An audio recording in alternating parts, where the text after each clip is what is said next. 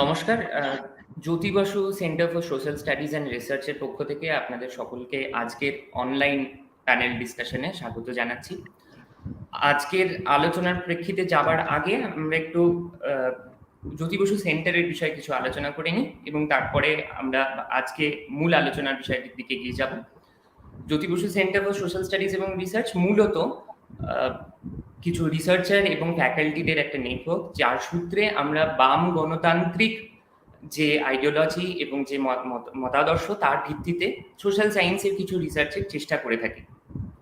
আজকের আলোচনা, যা মূলত এই অর্থনীতির দুর্দশা, যার দুটি প্রবণতা, একটি মুদ্রাস্ফীতি এবং অন্যটি বেকারত্ব, এই বিষয় নিয়ে আলোচনা হবে। এবং এই আলোচনার কিছু প্রবণতা আমরা এর আগেই পেয়েছি, কিছু আলোচনা এর আগেই হয়েছে এবং তার ভিত্তিতে বেশ কিছু রাজনৈতিক কর্মসূচি সিপিআইএম ওয়েস্ট বেঙ্গলের পক্ষ থেকেও নেওয়া হয়েছে। কিন্তু আজকের আলোচনায় আমরা মূলত সর্বভারতীয় চিত্রটা কি সেটা প্রথমে বুঝে নেওয়ার চেষ্টা করব, তারপরে আমরা এই আমাদের রাজ্যে, পশ্চিমবঙ্গ রাজ্যের কি অবস্থার মধ্যে দিয়ে যাচ্ছে সেটা আলোচনা করব। আলোচনার প্রথম অংশটি ইংরেজিতে হবে এবং শেষ অংশে যখন আমরা পশ্চিমবঙ্গ রাজ্য বিষয়ে আলোচনা করব, অধ্যাপিকা ঈশিতা মুখার্জি উনি বাংলায় বলার চেষ্টা করবেন এবং সমগ্র আলোচনাটি আমরা সিপিআইএম ওয়েস্ট বেঙ্গলের ইউটিউব চ্যানেল এবং CPIM West Bengal Facebook page, এই দুটি থেকে লাইভে সম্প্রচার করছি। আর এর আলোচনার ভিত্তিতে আপনাদের যদি কোনো প্রশ্ন থাকে, আজকে আমাদের যারা বক্তা রয়েছেন তাদের কাছে যদি কোনো প্রশ্ন থাকে, আপনারা ইউটিউব কমেন্টে এবং ফেসবুক যে কমেন্ট সেকশনটি রয়েছে সেখানে জানাতে পারেন। আমি মূল আলোচনায় আসি তার আগে আমি আমাদের যারা বক্তা রয়েছেন তাদের সঙ্গে একটু পরিচয় করিয়ে দেওয়ার চেষ্টা করব, তারপর মূল আলোচনাটির প্রেক্ষিতে আসবো। আজকে আমাদের সঙ্গে আলোচনায় থাকবেন অধ্যাপক সুরজিৎ মজুমদার, যিনি জওহরলাল নেহেরু বিশ্ববিদ্যালয়ে অর্থনীতির অধ্যাপক।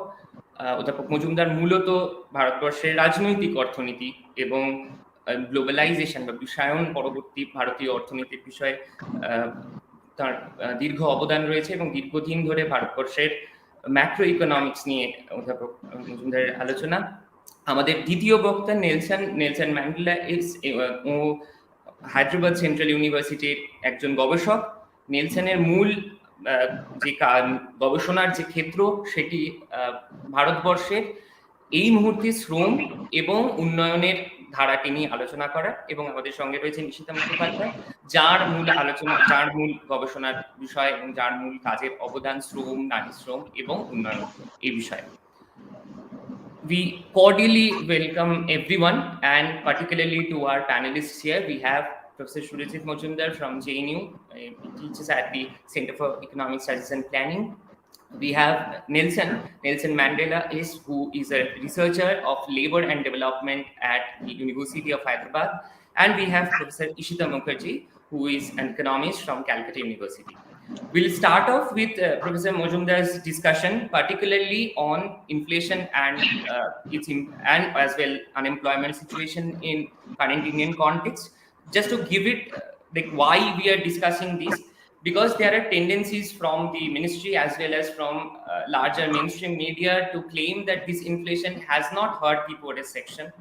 There has been tendencies to put the onus of this inflation on the Russia-Ukraine situation that is ongoing, as well as on other international developments, while there is a massive state apathy that we are also observing. So on that context, I would welcome Professor Majumdar to start the discussion here. And thanks once again for the audience who have already joined. Professor Majumdar, to you. Thank you. And I must begin with an apology that I am speaking in English and not in Bangla. And there are two reasons for this. One is that having lived in Delhi and North India all my life, I am not very used to speaking about such serious matters in Bangla. So I would be quite a disaster if I tried it in Bangla. And second is that because there is a bit of a division of labor between Nelson and me, as far as the theme of today's discussion is concerned, as far as the All India picture is concerned, and therefore we need to also converse with each other. As Soham mentioned, I am emphasizing, my this presentation will emphasize on the inflation side of the story. So of course, in some relating it to the question of unemployment, because the correlation of high levels of unemployment and pickup of inflation rates in India are, that particular correlation is something that is of significance. So to that extent, I will touch upon the question of unemployment, but the detailed discussion will, of course, be done by Nelson. So let me begin with what was referred to in the introduction about the kind of campaign that is being done by the government about the impact of inflation. And a peculiar or a strange argument has been made where it has been suggested that inflation, for some peculiar reason, has led to a relative improvement of the bottom income groups in India relative to the higher income groups. It's a strange argument because in the normal course, when we look at inflation, we look at inflation as a process where there is increase in prices. And when there is an increase in prices, unless the money income that you have to spend increases proportionately with the increases in prices of things that you have to buy, the real quantity of things that you can buy must come down. Okay. And this is something that happens naturally for people who have to, whose money income is earned by some kind of work or laboring activity. Okay, that they are receiving some kind of payment on the basis of rates that are fixed. They're receiving some wage or salary, and if the price level goes up, unless their wage or salary adjusts, they will experience a reduction in their real income. But towards the top of the income ladder, the story is not necessarily the same, because at the top of the income ladder are people who are actually the sellers of these things whose prices have increased. Okay, so their income, their money income actually could increase proportionately with the increase in prices because they are selling the things that are being sold. And at the same time, that particular process of inflation is something that can actually lead to a redistribution of income in their favor through processes that I shall shortly discuss. Okay. Now, the government's position is essentially amounts to the following: that the government's position assumes that the process of prices being formed and the inflation has no effect on the distribution of the money income that is available in the that results from the process of production. Okay, income is generated in the process of production. It has a money value which is determined by the prices of what are produced. So there is a total income that is available. The assumption behind the government's understanding that it has benefited the poor relative to the rich, the story of inflation, is firstly that there is no redistributive, or that is the inflation process and the process of distribution of the income that is generated are two completely independent processes. Okay. And the second effective assumption that the government is making is that the increase in prices is accompanied by a reduction in the total income that is available to be distributed. So that's the assumption that is being made, that if you have inflation and that inflationary process is benefiting the lower income groups relatively, then you have to assume that the total income has come down. Because if the total income has not come down, and there is inflation which reduces the real income available to the poor, then someone else must have benefited from it.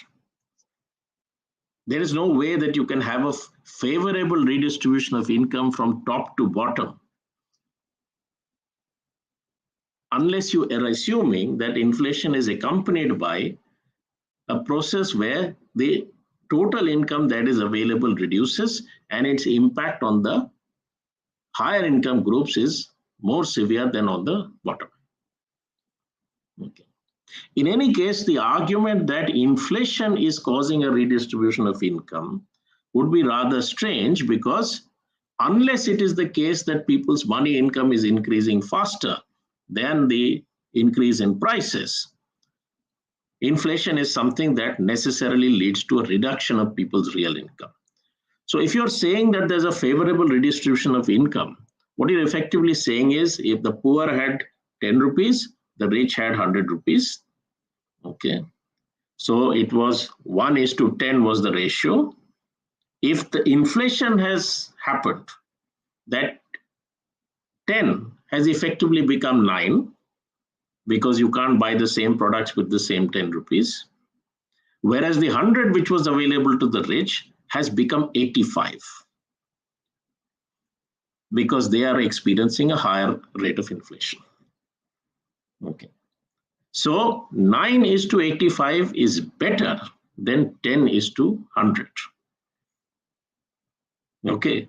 That's the only way you can say that there's a favorable redistribution of income, which would be a favorable redistribution of income that the poor would hardly be something that they would want. That my income reduces, but the rich's income reduces even more than mine. And therefore, I am relatively better off. That's the perverse kind of argument that the government is making when it makes the claim that lower inflation has reinforced the favorable redistribution of income from the top to the bottom and middle income group. And it all is contingent on an assumption that, or a reading of the numbers, which suggests that in the period 2021 to 2021-22, when you compare these 2 years, the inflation rate has come down marginally, and the inflation rate has come down relatively more in the case of food products, which the poor tend to purchase, spend a higher proportion of their income on. That's the assumption. Now, first, let's look at the question of, is the inflation rate actually coming down? Okay. There are different ways in which you can measure the inflation rate. All of you would be familiar with the fact that there is a consumer price index and there's a wholesale price index. And the inflation rates measured by these two indices are not the same, because the combination of products or commodities that are included in these two indices are different, and their relative weights are different. And of course, they're measuring two different sets of prices. Not everything that is sold in the wholesale market necessarily appears to be as a retail product, okay, because there are so many things which are intermediate products used in the production of other things which consumers don't buy directly. Okay, so but they would be included in a wholesale price index. So apart from the fact that there are two different prices, there are different products that are included, and they have different degrees of weightage in the index, because of which the consumer price index and the wholesale price index do not always move in tandem. But ultimately, in the long run, it is not going to be a situation where the one index is showing high rates of inflation and the other is showing extremely low rates of inflation. That's a combination that cannot last for very long. You also have inflation rates that can be derived from the GDP data, because GDP data is available at constant and current prices. So there's an implicit inflation rate that you can get from the GDP data, both for aggregate GDP as well as for one particular component of expenditure on GDP, which is private final consumption expenditure. Now, if you look at the inflation rates from these four different indicators that we have, okay, it's only in the case of the consumer price index that you see 2021-22 showing a lower inflation rate than the previous year. In every other indicator, you're getting a higher inflation rate. Okay, and therefore, and even if you look at the consumer price index and you look at all the indices together, the broad big picture that emerges is that the period in which inflation rates in India came down, say between the middle of the decade till 2019-20, you had a period in which the rates of inflation in India, and please note, these are rates of inflation coming down, not prices coming down. The rate at which prices are increasing, they came down between, say, the 2007-8 to 2013-14, you had a fairly high rates of inflation in India. That's subsided somewhat from the middle of the decade, but that period of subsiding of the inflation rate seems to have now ended, and inflation has again started picking up in India. So the evidence is not indicating that we are coming, there was a temporary rise in the inflation rate, and that is now actually subsiding. Instead, the evidence is indicating that we are now entering into a phase in which relatively high inflation rates are likely to be experienced. Okay.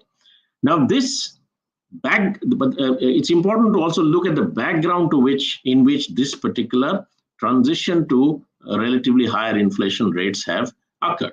So before the COVID-19 pandemic and any of its effects happened, there were certain realities of India's economy which one should keep in mind. Okay.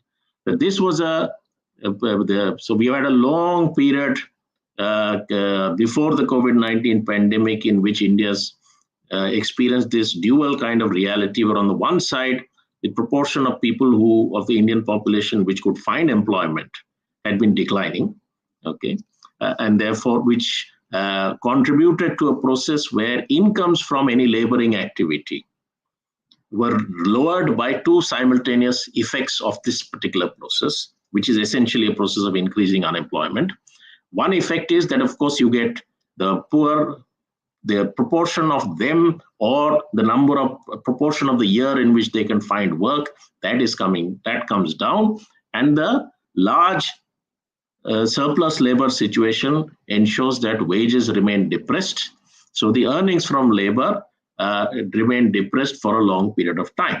And that's what contributes to the process of, or enables this particular process of trend in income distribution, where those who are using these labor services of these people and are able to therefore keep paying a low wage, that process allows an increase in the incomes at the top. Okay, so income distribution becoming more unequal, and declining work participation are mutually related processes that we have seen. And you can see the levels of earnings from work or labor. Different indicators are available from different sources for different categories of work. And you can see that in general, and this is the story of 90% of India's population, 90% of India's population is stuck in a situation where their average earnings from their work remain extremely low. And of course, they don't have property. So property incomes are not incomes that accrue to them. It is those who have property incomes who are therefore able to benefit from any process, have been able to benefit from whatever process of growth that has taken place in aggregate income. Okay, so you have had a long history of inequality, increasing inequality in the distribution of incomes, and persistently endemic situation of high levels of unemployment or underemployment in the economy. Okay, now this particular phenomena and then actually started showing up in the form of an economy where a demand constraint is being faced, because you have the situation of 90% of the Indian population where they are stuck with extremely low levels of income, meant that the domestic market became more and more narrow, and for any kinds of goods and services, and the 90% of the Indian population was not in a position to constitute a growing market for a growing process of, or expanding process of production. And you could see, therefore, indications of India's growth process from the very beginning of this decade. You could see, or after the 2008 global crisis, you could see signs of this demand constraint appearing. So you have a stagnation in investment, you have stagnation in trade, because you're not only not able to, in the domestic market is not growing, India was not even able to compete in international markets and grow on the basis of export surpluses. Even that did. So export-led growth was not happening. Domestic market-led growth was also not possible because of the domestic market constraints. And of course, the neoliberal approach to fiscal policy meant that public expenditure also could not expand. So there was no way that the market could actually grow. And the effects of that were seen in this process of declining share of investment and trade in India's GDP after the global crisis. So a complete reversal of what had happened in the period before 2008, which is when India's experienced this 8 to 9% GDP growth rates for the first time in its history. That process got reversed. And though statistical jugglery keeps growth rates still relatively high, it is not able to conceal the fact that this process has coupled up what happened with regard to investment and trade is something that has got reversed. If you look at the index of industrial production data, you can see that this particular decade, which is ended on the second decade of the 21st century, was a decade in which you had it's India's second decade of industrial stagnation after the stagnation we know happened from the mid 1960s. Okay, so the worst industrial performance since 1980 has been in this particular decade. Okay, so all of these have been signs of this demand constraints in the economy, and the government has contributed to it by essentially, what has it done? It has been, in this whole decade, been preoccupied with trying to reduce the fiscal deficit, which had grown after the 2008 global crisis and the need to respond with a fiscal stimulus to that crisis. Because of that, you had this increase in fiscal deficit. So the whole decade was spent trying to reduce the deficit. And basically, there were two ways that were used to try and reduce the deficit. The top line shows you what happened with regard to expenditure as a percentage of GDP. This is for only the central government, but this broadly captures the total picture. The red line shows you all the picture about taxes for all other than the oil taxes from that arise from excise duties on petroleum products. The yellow line shows you what happened with the taxes on petroleum products. So essentially, whenever possible, more revenue was sought to be raised by raising the taxes on oil products. All other sources of revenue were remained stagnant and then gradually started becoming worse. Post demonetization, once the economy started showing more and more signs of a slowdown. Okay, so essentially taxing people by increasing taxing everyone by increasing the taxes on petroleum products, because those taxes directly or indirectly are paid by everyone. Because even if you don't buy petrol, you don't have a vehicle and buy petrol or diesel, because everything that you buy is transported, the costs of petrol and diesel enter into the cost of everything. So a tax on everyone was the method by which some increases in revenues were sought to be attained. And otherwise, compression of the expenditure of the government was the way in which they tried to reduce the fiscal deficit. So essentially what you got was that the fiscal policy itself was one which was contributing to keeping the level of demand in the economy low. On top of this, you had the effect of the COVID-19 pandemic and the way in which that was responded to. Okay, and the response itself, of course, on the one side meant that you had a disruptive effect on production activity. When you had the lockdown, production activity was simply stopped in large part of the economy. But that disruption of the production meant, of course, that also income losses were experienced by large sections of the population. And therefore, the demand problem that was existing is something that was aggravated. But once you have this particular process of reduction in demand, what goes along with that particular process is also an effect on the supply or availability of products. Because the production activity is disrupted, it's not simply in a normal situation, if you have a reduction in production simply because there isn't adequate demand, that would simply mean that you are not utilizing fully whatever capacity to produce exists within the economy.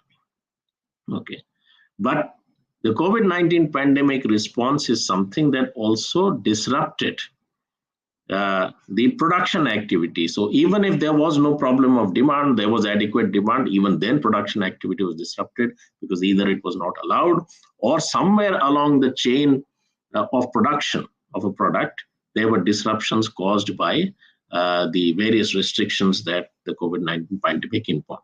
And some of the effects then lasted because the production enterprises that financially suffered in the course of the pandemic, even when conditions of the lockdown and all were reversed, were not in a financial health necessarily to resume the activities that they did earlier. So on the one side, you have this disruption of production activity, which has an adverse effect both on the supply and demand for products. And on the other side, you had exceptional demands on resources that were not necessarily met, but those demands comes because the pandemic situation creates extraordinary demands. So health, education, etc., were faced with extraordinary situations where they demanded more resources than normal conventional periods would involve. So you have more requirement of resources in certain areas, and you have a restriction. The available resources shrink because of the disruption of production activity. You can see that this particular disruption that happens during the COVID-19 pandemic has a very important differences with what you saw in the global crisis of 2008. When the 2008 global crisis struck, preceding that period, India had these almost double-digit growth rates of GDP. Okay, that came down in the year of the crisis, which was 2008-9. Okay, and then there was a recovery for the next couple of years. Okay, but it never became negative. It just came down and then increased. Whereas if you look at the COVID pandemic-induced problem, that comes in the back of a situation where India's GDP growth rate was already dropping. You were already in a slowdown, even before the COVID pandemic, before anyone had even heard of the coronavirus at all. And the shrinkage of production, even as measured by official statistics, was significant, of an order not seen any time in the past. In the period since independence. Okay, and then it's from that minus that you have a supposed recovery, and it is being assumed that in the next year you will get a similar kind of growth rate that you got in this year that has ended in March 2022. Okay. Now, what is the implication of this particular thing? That when you had a dip and then you have so-called celebrated recovery of India's growth rate, okay, and the claims that India is the fastest growing economy in the world. The picture that is there is captured in this table, that actually, if you look at it in real per capita terms, in 2021-22, India's per capita GDP was still lower than in 2019-20. National income was lower than in 2019-20. Consumption levels were lower than in 2019-20. So obviously when you dip and then come up, it always looks, you come back to the same level, it looks as if there's been a dramatic growth. But that's because in the previous year you had such a large drop. And if you look at the fourth quarter of the year, okay, and the GDP growth rates for the 3 years, because 2019-20 fourth quarter is before the lockdown. 2020-21 fourth quarter is after the first lockdown and when the restrictions had been significantly eased, and it is before the peak of the second wave. And 2021-22 fourth quarter, which is the quarter that ended in March of this year, was as normal a quarter as would be possible. Okay, so one way of looking at what's the underlying trend as far as the Indian economy is concerned is to compare the GDP growth rates in these 4 quarters, where you don't have each GDP growth rate being affected by dramatic changes in the previous year. And you see that therefore the picture that emerges is that the underlying trend as far as GDP growth in India is concerned is quite low. It's not in the 8.5% range. Okay. And why should I think that in 2022-23 is going to be 8.5% if in the fourth quarter of 2021-22 it was 4.1%?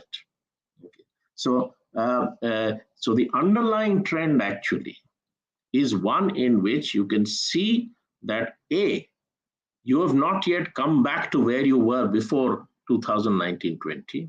So you've lost 2 years, the effects of 2 years of growth. And you don't appear to be in a position to be making up for that very quickly.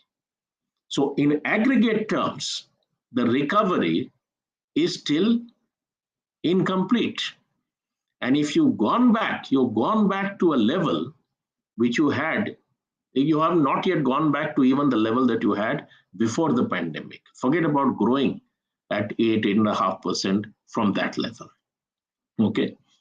And in this period, okay, so therefore, what it essentially means is that there is no evidence that the inflation uptick that we are seeing, okay, the inflation uptick that we are seeing in the last 2 years has any resemblance to an inflation that you would expect in what you might call is an overheated economy. Sometimes when economies grow very rapidly, incomes increase, demands increase, production is also increasing, but at somewhere or the other you find growth is so rapid, you face constraints, credit is expanding, economy becomes overheated, and therefore, primarily because of demand pressures, prices rise.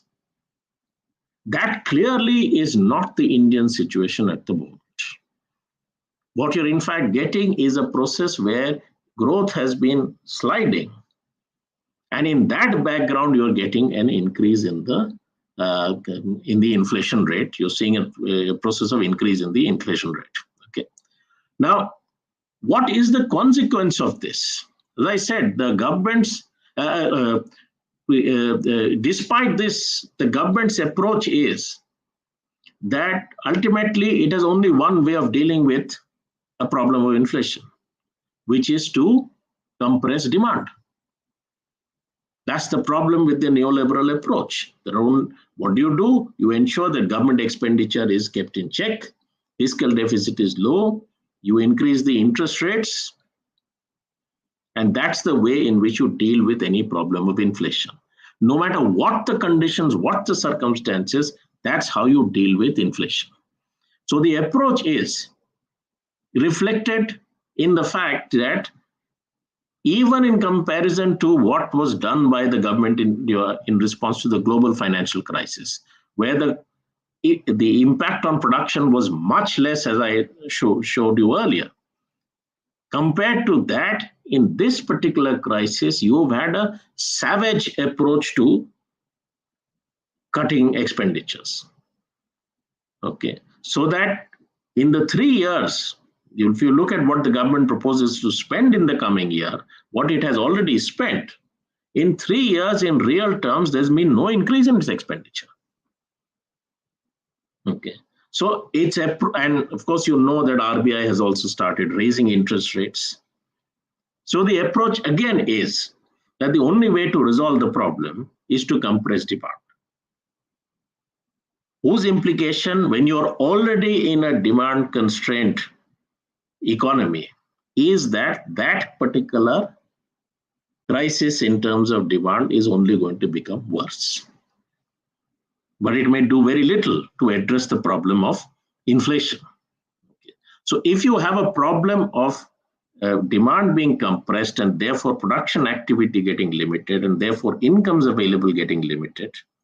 And in that process, you have a rise in prices. What does it really do to the incomes of different people?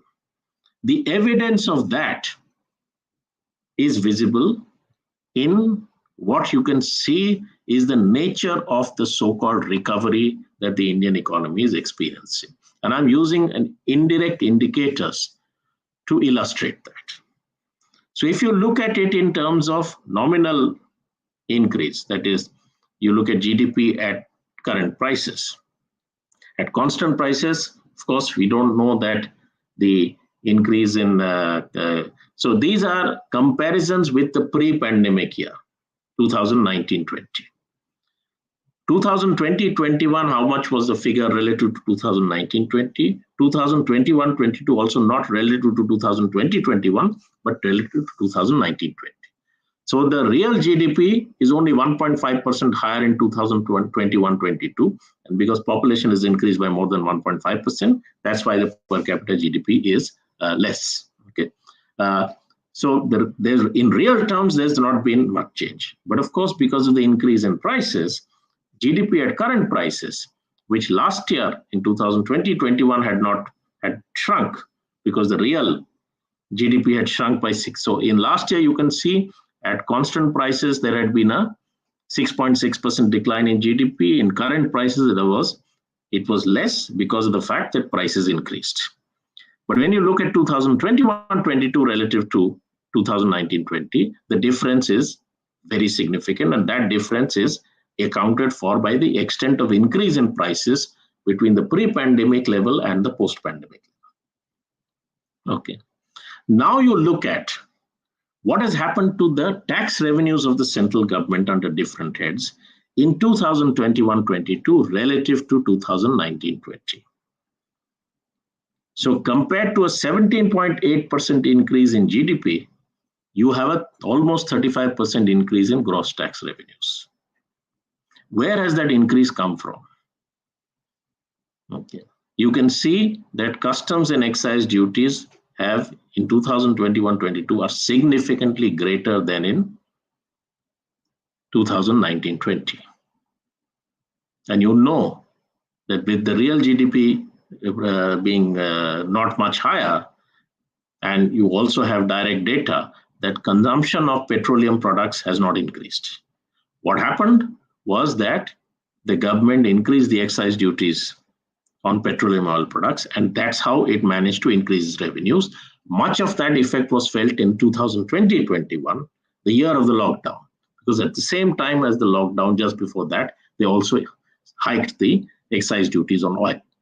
So in a time when production activity was shrinking, people's incomes were shrinking, government again resorted to the same method that it had done in the past, which is increase excise duties on oil and petroleum products and extract more revenue out of that. Similarly, you got from customs duties. So indirect taxes contributed a significant part of the increase. Okay, of the increase. But if you look at GST, total GST revenues to the central government, that is increased by only 16.6%, which is very similar to the increase in GDP. Okay, so GST revenues will depend on the level of economic activity. Okay, so that would tend to move proportionately with the current. So the GDP at current prices 17.8% and GST increase at 16.6% are more or less compatible figures. But then how did corporation tax and income tax increase by significantly higher percentages? Because the rates of income tax and the rates of corporation tax have not been increased. That can only increase if the profits of corporations and the incomes of the high income groups who are in the income tax paying brackets, they increased faster than the total GDP or the total national income. So what you see is actually a process of inflation in which the government contributed by increasing the prices on oil. Okay, thereby transferred income from India's large majority of working people to the state. while at the same time, this very same process of inflation in a period in which total production and income was not increasing, moved the income distribution in favor of profits and incomes of the high income groups. And that's why, without any increase in rates, their tax revenue contributions increased. So what you had actually is a redistribution of income away from the large majority of India, the middle or the bottom, whatever you call it, towards the top and towards the state, okay, in which this government played an active part by at least contributing to the increase in the burden of indirect taxes which fall on, which are regressive in nature. Okay. And of course, they will always keep talking about the effect of oil prices on these prices. Yes, it's true that part of the process driving inflation in India today is effects of the global economy. So global supply chains were disrupted by the COVID-19 pandemic. Global oil prices also started increasing, and edible oils, things that we import and have to import, prices of those commodities did start increasing, and there is an effect of that is being felt in the Indian economy in terms of pressures on prices. No doubt that is true. Okay. But that's not the entire story. Because if you look at the prices of crude oil in the market, yes, the prices went up.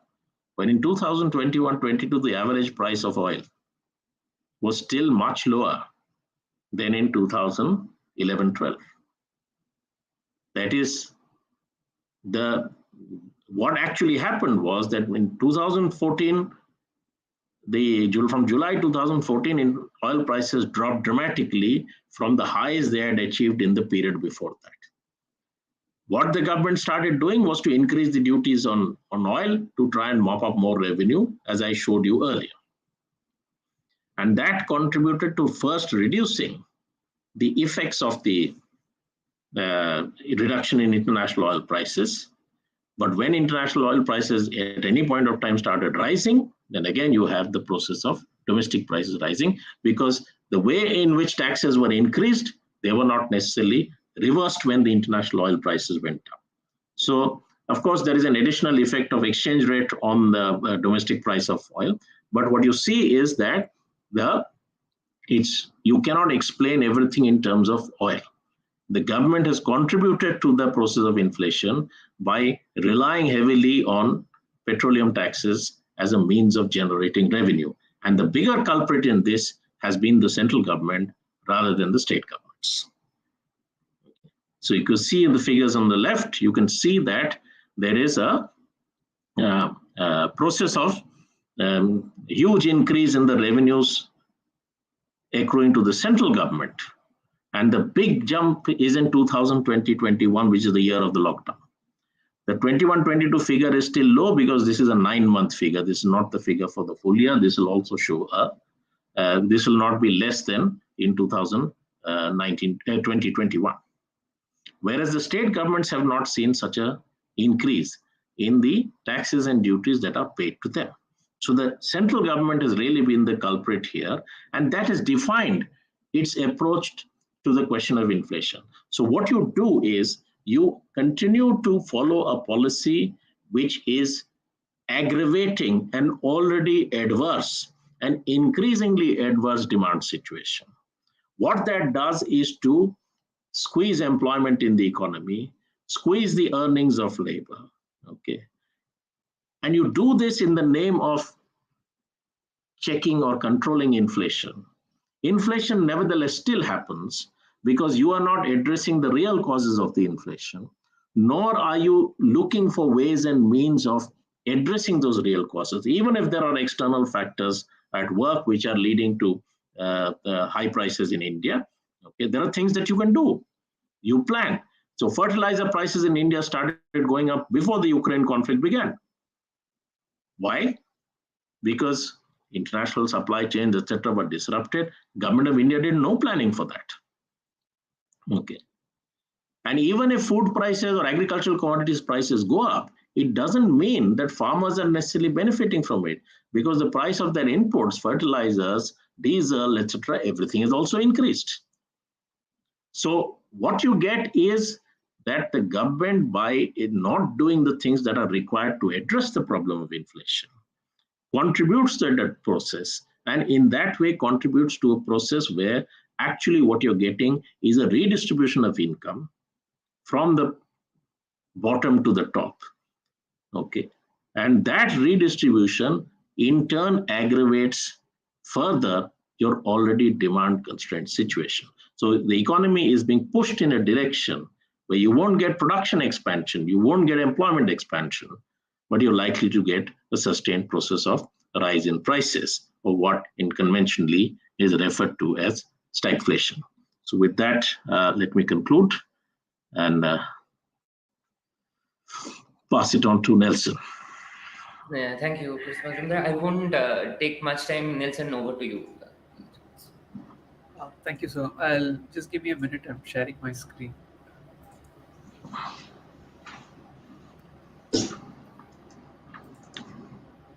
And my apologies if I took too long.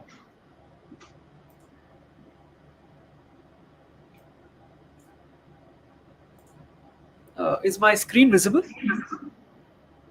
Yes, Nelson. Yes, it's fine. Yeah, okay.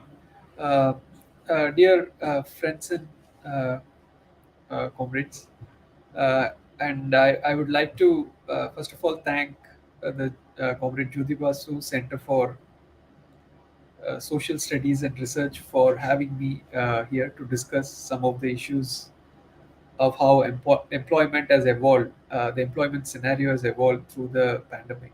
And I'll be basically talking mostly from a paper I and my colleagues at Asim Premji University have written on this. And at the end of the presentation, I'll also discuss, some of the impacts of the pandemic specific to West Bengal in terms of employment and so on. I mean, ILO estimates that about 255 million full-time equivalent jobs were lost during the year 2020, during the year of the pandemic. And they also think that this level of the unemployment levels will remain much above the pre-pandemic levels, at least until 2023. So we are talking about a very high unemployment levels for 3 to 4 years from when the pandemic has begun. Uh, and also, among the countries of global south, most of them are developing countries, and many are even underdeveloped countries. The reliance on social safety net during such times of crisis were simply not available because of the huge size of informal economy, which are primarily I mean, by nature, the informal workers have very less social security benefits to bank on. We have also, I mean, there is another ILO report which also highlights that about 2 million workers in Asia and the Pacific are estimated to have fallen below the poverty line, below the extreme poverty line in the year 2020. And also, evidence from about 9 countries in Asia, Africa, and Latin America suggests that the living standards have fallen, and also there is a median income loss of about 70%. Very staggering, because we are also talking about low income sort of countries where a vast majority are poor people. And the segments most vulnerable to the pandemic and the measures to control the pandemic in these regions are those people located in the informal economy. So when it comes to Indian labor market through CMI data, we can see that until about December 2021, uh, the workforce participation rate is about 2.5 percentage points below the pre-pandemic levels. And also, the average monthly per capita income in August 2021 was about 10% lower than what was recorded in Feb 2019. The pandemic also exacerbated the existing inequalities, both spatially in terms of rural, urban, and so on, and also socially along the lines of caste, class, gender. There are studies which point to the fact that scheduled caste people were thrice as the job losses were thrice as large as that for the upper caste. Uh, they also seen that the individuals having low levels of human capital working in various precarious forms of employment faced more severe job loss and distress than others.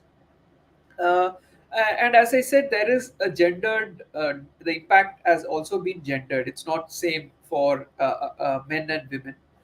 Though the absolute number of men who lost jobs, because they are also more in terms of number in the labor market, uh, that the number of men who lost jobs are more during the lockdown than women. It was seen that the women who had jobs pre-lockdown were 20% less likely to have a job post-lockdown. So the recovery, once a woman loses job, the recovery is very less. And also in another paper, there is evidence that suggests that uh, conditional on being in the workforce prior to the pandemic. If somebody is a worker, so if a woman is a worker before the pandemic, women were 7 times more likely to lose work during the nationwide lockdown. And if in case if they had lost work during the lockdown, 11 times more likely to not return to work subsequently compared to men. So in that sense, if a woman exit labor force, it is very difficult for them to come back to work. Uh, as also, I mean, in the previous talk, as Professor Surajit was talking about, I mean, the pandemic, of course, is shaped by dynamics of capitalist development that, in fact, predate COVID-19. So it doesn't the shock doesn't unfold in vacuum. It is shaped by the pre-existing inequalities, as we just discussed, and various other processes. And the pandemic could not have struck India at a time. Could not have struck at a time which is worse than this. The Indian economy has been slowing down, and especially the informal sector had suffered serious setbacks in the last quinquennium, last 5 years or so, before the pandemic struck us. Demonetization in 2016 dealt a severe blow to the informal economy, because primarily the transactions there happen through cash and not through much of digital bank sort of transfers. So that was hard on the informal economy. And also later, GST in 2017 resulted in a perverse distribution, let's say, from small firms in favor of the large firms because of delays in the refund and so on. So the survival becomes very difficult for smaller firms vis-a-vis the larger firms. And also in favor of the center than the state because of delays in GST compensation, which are due to the states. So in that sense, GST by design created a certain powers distribution in the economy, and this has resulted in serious loss of livelihood and income for various classes of labor. So using the survey which I mentioned before, we'll be trying to understand some answers to some of the key questions. So one is, what is the impact of the first wave of pandemic on the axis of informality and formality? And of course, the impact are differentiated across various lines in terms of caste, gender, and so on. So we'll always also be looking at how the impact varies among people involved in the informal sector, and also we'll look at what has been the subsequent recovery. So this survey has three reference period. I mean, the period in which we collected the data for employment and earnings and so on. So the pre-lockdown period is Feb 2020, and during the lockdown is April-May 2020, and post-lockdown is September-October-November 2020. So the panel data has these three data points. So we can see uh, uh, uh, the job losses and the recovery through these three data points. And the sample here is much different from any representative sort of study at the all India level, because we have more percentage of by design more percentage of casual workers in the sample. About 58% of our respondents are female workers, and more than half of the respondents are SC/ST workers. So the survey is specifically focused on the marginalized section, the most vulnerable among the informal sector workers. For example, if you look at the monthly household income, the average of monthly household income, it's about 10,000, which is only half of that reported by CMIE. So we are focusing on already very vulnerable sections. This is just to show the size of the informal economy. If you look at the third row, the overall row and the third column, about out of about 467 million workers, 411 million are from the informal workers. So that is the size of the informal workforce in the country as we are entering the pandemic. This is from PLFS 2018-19 data. So this results is from our survey. So let's say in the pre-lockdown period, if we take all those people who are employed, basically even in pre-lockdown, even in February, there are people who don't work. They are looking for work or they are out of labor force, taking care of children, domestic duties, and so on. So excluding all of them, if we take only those who are workers in February, that is pre-lockdown, 100%, out of them, about 69% went out of work during the lockdown.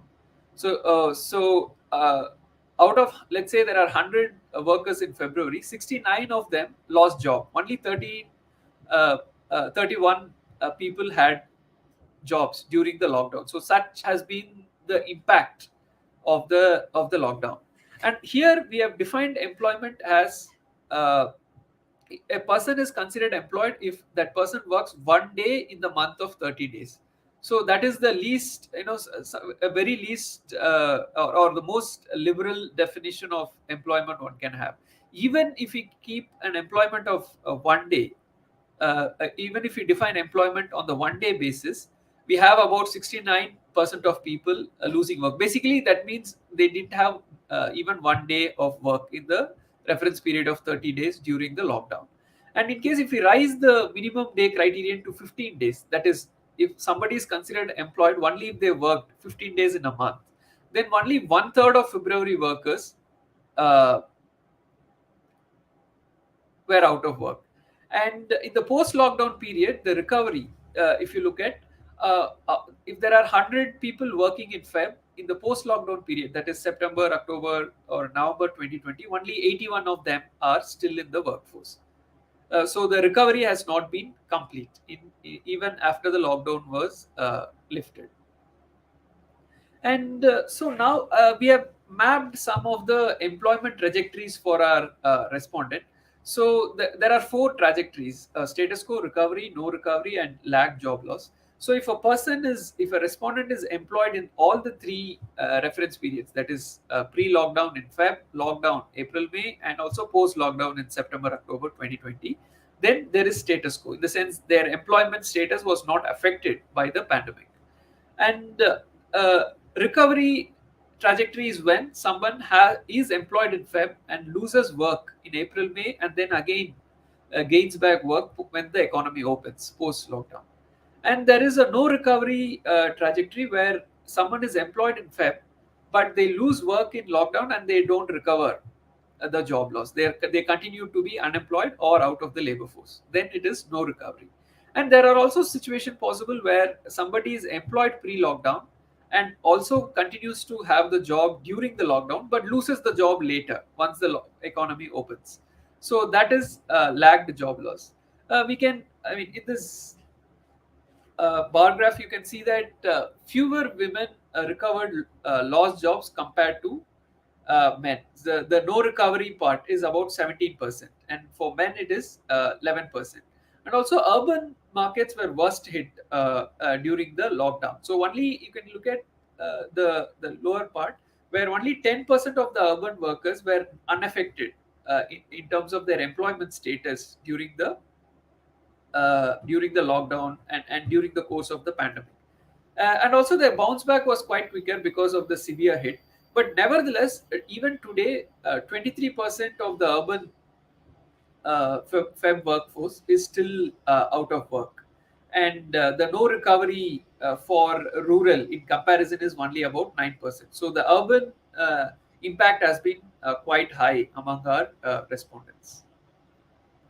And also, it is a little counterintuitive, but yeah, regular salaried workers fared the worst during this in terms of employment loss. It is also because I think once a regular salaried worker loses job, it is very difficult to gain back uh, the lost job. In that sense, the no recovery is quite higher for the regular salaried group vis-a-vis the other self-employed or casual worker group.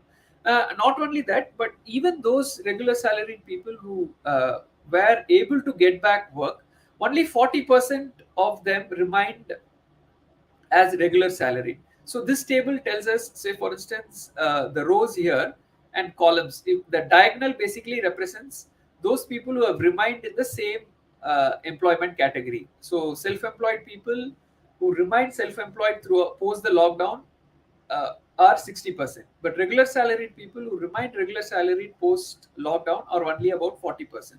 So most of them have taken into more precarious forms of work like casual work, or in most part of self-employment in India is also precarious in nature. And we have also looked at some of how the earning recovery has been during this period. So we have come, I mean, this is basically a ratio of post to pre-lockdown earnings. So if you take everyone, including non-earners, that is those who had I mean, irrespective of whether that person has employment now and has earnings now meaning in the post-lockdown period, if you take everyone, then the earnings have not recovered. It's only half of what it was pre-lockdown, and the earnings recovery has been much lower for female at about 0.43. But the earnings have recovered for those who managed to find work post lockdown. It's almost coming to 1. And this is the same ratio is presented only for the urban area.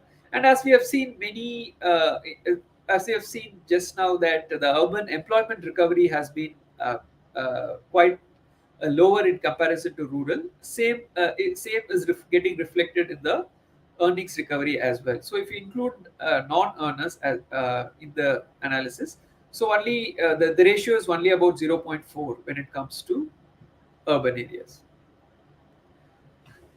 And also, out of those who had found work again, it is the self-employed workers who had the poorest earning recovery. That is, they have come back and opened their shops or whatever smaller, vegetable vending or whatever they were doing. But in terms of earnings, they have not recovered at all. So, for instance, the earnings for those who have found work again, those who are earning, have recovered close to 1% for regular salaried and casual workers, but it is only at 0.6 or at a 60% of what it was pre-pandemic level for the self-employed. It is for among those who are earning. But if you look at those who are include even the non-earning people, it is about 0.4, and it is sort of the recovery has been poor across the category. And also, the survey also captures some of the indebtedness among our respondents. And if you look at here, these are sort of quantiles where the bottom 25% is the poorest and top 25% is the richest among households which are generally poor. Our sample covers households which are usually poor. So this top 25 doesn't represent what is top 25 at the all India level. But within vulnerable section of workers in the informal economy, there is still a certain sort of a gradation. And here, so this bottom 25 is basically poorest of the poor. And we can see that the third row, ratio of loan amount to household income has been very high, is much higher for the bottom 25%. That is, they have taken about 3.8 times loan of what their household income is. And also, a ratio of loan taken only for food expense related expenses is quite high among the bottom 25%. It is the last row at 2.5 times. So also we have done some analysis to understand how employment recovery varies with specific attributes of the respondents. Like, if the respondent is a female, does the employment recovery change? If the respondent is located in an urban area or a rural area, or based on their religion or marital status, does the employment recovery vary with some of these attributes of the respondents? And as discussed earlier, we find that urban workers are significantly less likely to recover from employment loss than rural workers. Also, women workers are less likely to recover from employment loss. And this could be, I mean, as most of us know, that during the pandemic, the schools were shut, children were at home, and also many people who are working, migrant workers particularly, came back to the village and so forth. So basically, the domestic burden for women workers as for women has gone up so much. So that could also be the reason why women are significantly less likely to recover from employment loss. That is on the supply side sort of issue. But also on the demand side, it is possible that women workers were not getting employment even if they want to. And also, workers who are not literate are significantly more likely to recover from employment loss. This also, I mean, has been a structural issue in the Indian economy, that educated workers, the unemployment rate among educated workers are quite higher than the uneducated workers. We have also seen that never married women are significantly more likely to come back to work and find job compared to currently married women. As I said, it could be because of additional domestic burden and so on, and also finding attractively remunerative employment where you can uh, uh, uh, delegate these domestic burdens to some other women, and so on. So the recovery has been higher for never married women. And women located in the urban areas, and Muslim women in particular, are less likely to recover from a job loss. Similar to the overall situation, not literate women and women who are educated up to, or low educated women are finding it more easier to come back to work than women with a higher educational qualification. In the survey, I also had some questions regarding the Emenriga work and tried to understand whether the kind of role it played as a safety net during the pandemic. So we have asked the respondents who had received Emenriga work whether they would have liked to work for more days during the pandemic. That is, say the employment has to be given for 100 days, and not that every household do get 100 days. So even if they have received some days of work, we are trying to understand, is there any more unmet demand through that question.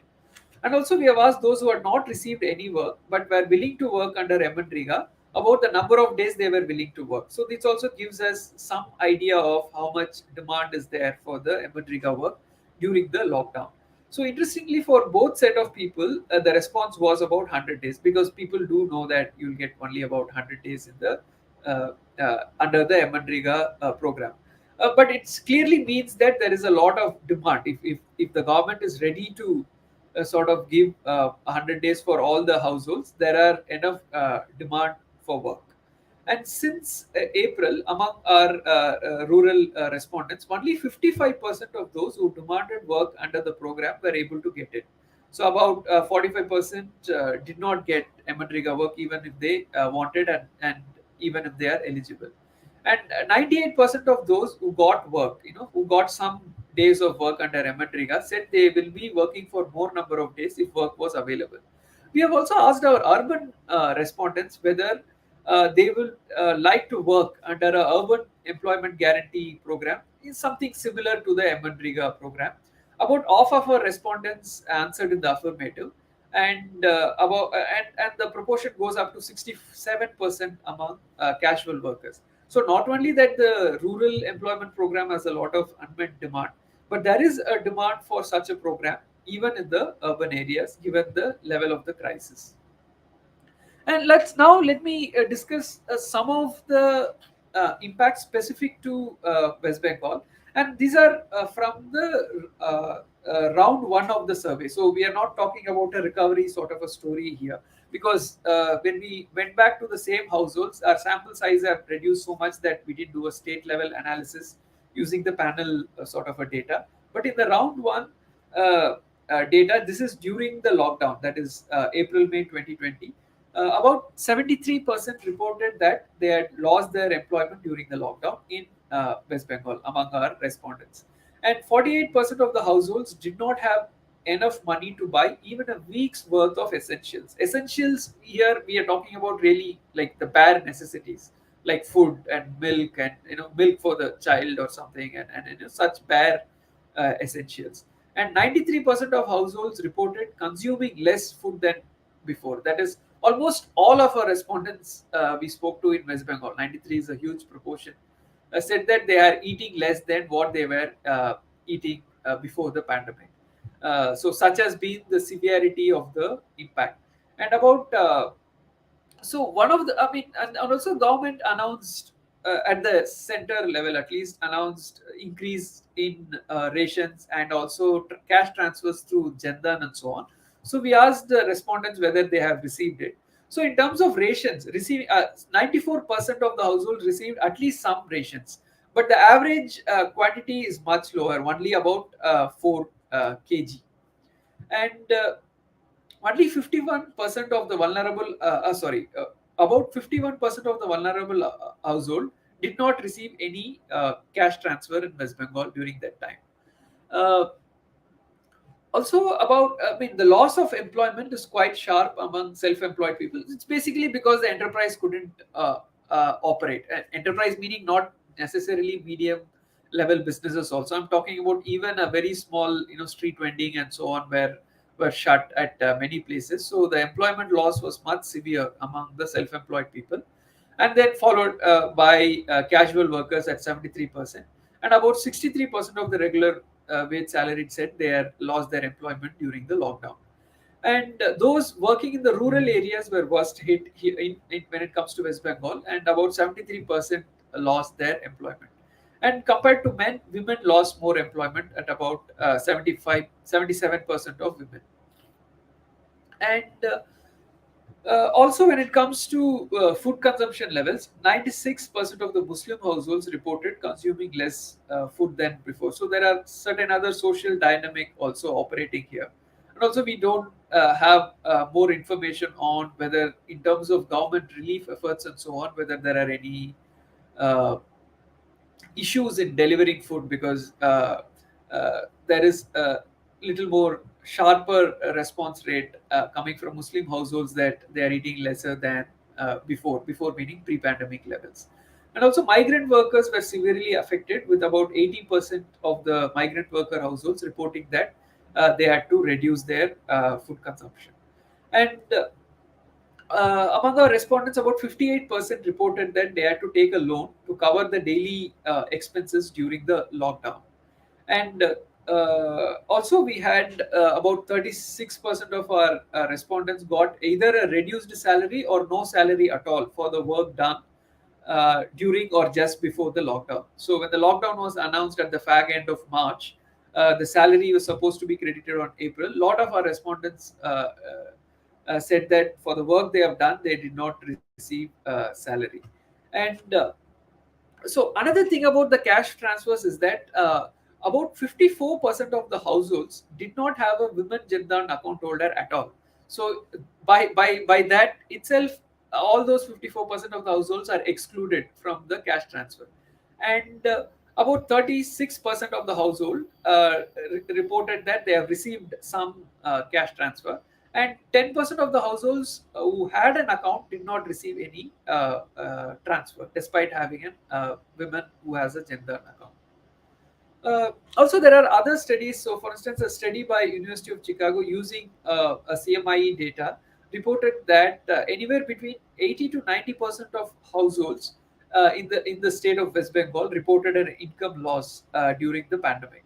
The study also finds that 40 to 60% of households have resources that will last them only 2 weeks, where the lockdown was 68-day long, and even after that, as we were discussing, gaining the employment back and so on is much more slower than expected. So you can see the kind of the level of undermining of the subsistence for a vast majority of informal workers. And also 80% said their resources will run out within a month, whatever smaller groceries and other things they have had. So this is from the surveys and studies, but I'll also take, I mean, there's a couple of slides from the PLF's 1920, just to talk about a little bit of the structure of employment situation in the West Bengal. Here, I'll just point to two things. One is, if you look at the third row, labor force participation. Labor force part. So show is saying I have only 5 minutes. Yeah, I'll wind up. So labor force participation. We can look at the West Bengal. When it comes to West Bengal, the men in West Bengal have higher labor participation vis-a-vis the All India level. So the All India level for men it's about 80%. In West Bengal it's 84%. But the women workforce participation is much lower than the All India level. At the All India level, it is about 32%. And West Bengal it is about 25.5. Talking about the last two rows, labor force. Also, when it comes to the levels of unemployment, the rural unemployment is higher in West Bengal than the All India level, and the urban unemployment is relatively lower at about 5.3%. The last two columns. Where the All India rate is about 7.1%. And also, I would like to bring your attention to some of these numbers here. That is, so this is basically, we have calculated the proportion of youth who are neither in employment nor in education or training. That is, these are the proportion of youth between the age 15 and 24 who are neither working, going for a job or something, nor going to school or college or attending some training to upgrade their skills and so on. So basically, that proportion tells us, in some sense, the lost potential of the youth of West Bengal. So you can see that about 25% of youth aged between 15 and 24, in fact 26%, are coming under this category of need, neither in employment nor in education or training. And this proportion is about 16% among men and a staggering 47% among women. So 47% of young women in West Bengal neither go for remunerative employment nor are present in education or training. Because whenever we talk about women's withdrawal from the labor force, people also, I mean, there are scholars who point to the fact that it could be because of higher enrollment in education institutions and so on. The trend could very well be marginally increasing. I haven't looked at it, but still a staggering number, like 47% of young women are neither in educational institutions nor in employment. So basically, most likely attending disproportionate or holding a disproportionate share of domestic burden. And all India figures are there for comparison. And if you look at this proportion, that is proportion of people who are in the need category. So this 100, so the 72 plus 28 is basically 100, is among those who are falling under this need category, among those who are not in employment and also in training.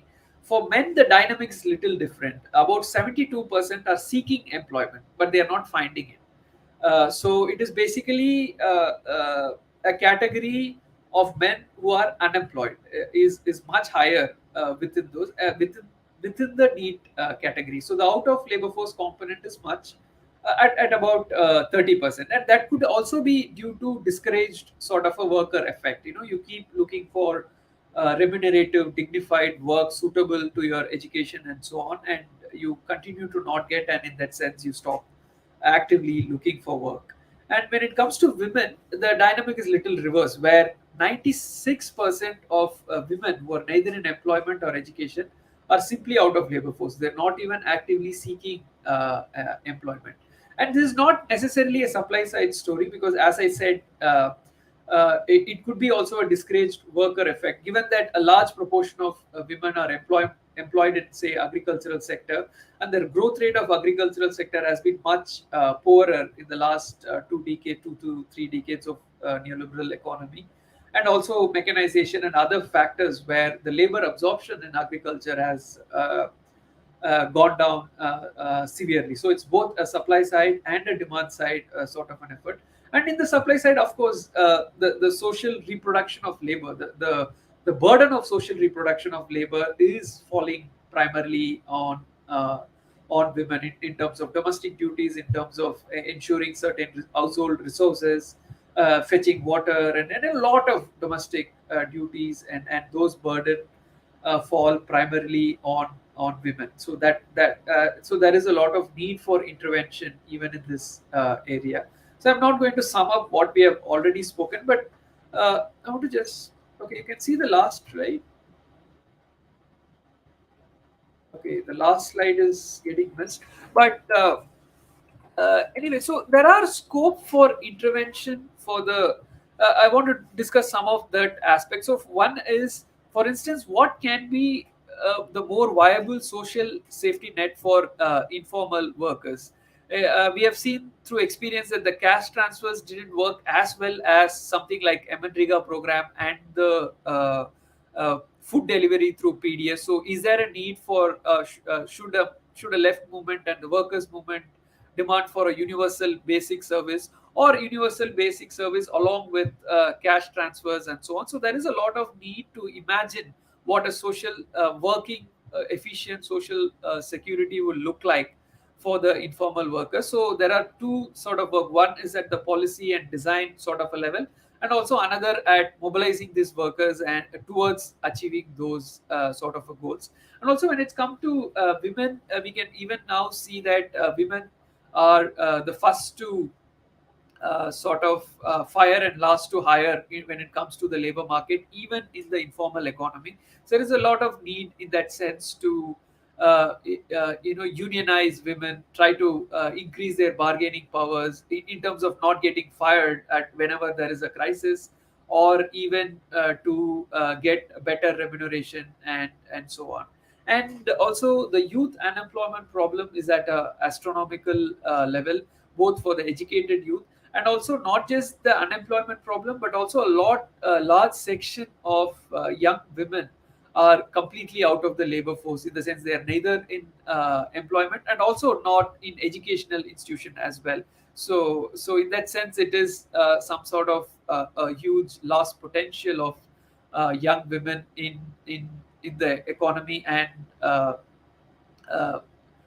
in that sense, it is an area where one needs intervention from movements like left. And also, I think unemployment in another sense is not only an economic problem. In another sense, it is a class issue, because unemployment adds or swells the ranks of the reserve army of labor, and a huge rank size of the reserve army of labor is important to discipline workers under capitalism. So that sword of unemployment and a huge reserve army is always important to, in that sense, to discipline workers who are currently uh, being exploited by the capitalist class. In that sense, a fight for full employment is also a fight against class domination, and in that sense, it is a very important sort of area which needs a lot more work, given these huge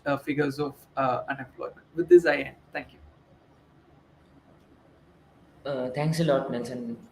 And I mean, one could understand from the previous two discussion that like the partly we started with understanding the state apathy and how it has both contributed in increasing the inflation, as well as have been, knowingly it has been apathy, showing apathy towards the problem of unemployment. And the situation is not quite different in terms of West Bengal. And on that note, I would request Professor Ishita Mukherjee to elaborate. Professor Mukherjee would be talking in Bengali, and because of the issue that she'll be discussing is in related to West Bengal. Thanks, Nelson and Professor Mazumdar, ma'am. ধন্যবাদ, thank you, and thanks to Nelson and Surojit, my comrades, who have been speaking elaborately on the issue of inflation and unemployment. যেহেতু পূর্ববর্তী আমার comrade বক্তারা বলেছেন, একই কথা আমি পুনরাবৃত্তি করব না। শুধু আমি ভারতের ক্ষেত্রে দুটি কথা বলবার প্রয়োজন মনে করছি। একটি হলো বারবার করে সুদের হার এর মারফতে সুদের হার এটা এটাকেই চালনা শক্তি করে, এটাকেই ইনস্ট্রুমেন্ট করে, এটাকে বাড়ি দিয়ে যেটা করা হচ্ছে যে আমাদের ইনফ্লেশন টার্গেট করা হচ্ছে। এটা যা আমার পূর্ববর্তী বক্তারা আমাদের এই মুহূর্তে দেশের যা পরিস্থিতি বুঝিয়েছে, তাতে এটা সম্ভব নয়। কোনোভাবেই এখানে এই হার পরিবর্তন যাই করুক না কেন, এটা বিনিয়োগ আসার কোনো সম্ভাবনা এই জায়গায় নেই। এরকম জায়গায় দেশকে ঠেলে দেওয়া হয়েছে। আমি বলবো ঠেলে দেওয়া হয়েছে, কারণ এমন নীতি গ্রহণ করা হয়েছে, সেই নীতির ফলেই আজকে এই পরিস্থিতি। স্বাধীনতার পরে এরকম মন্দার দশা আমাদের অতীতে হয়নি।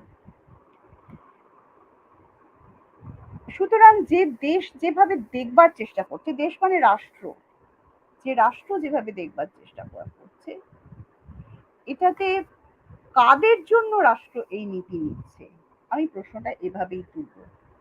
কোন শ্রেণীর স্বার্থ রক্ষা করতে এই নীতি নেওয়া হচ্ছে? যে কথা পরিষ্কার বোঝা গেল আগের বক্তাদের থেকে, যে যেভাবে চলছে, যা নীতি নিচ্ছে, সে একটি নীতিও দেশের গরিব পিছিয়ে পড়া বর্গের মানুষ বা যাদের কাজ হারিয়েছে সেরকম মানুষদের কোনোভাবেই কোনো উপকারে আসবে না। তা যদি না থাকে, তাহলে কাদের উপকারে আসবে?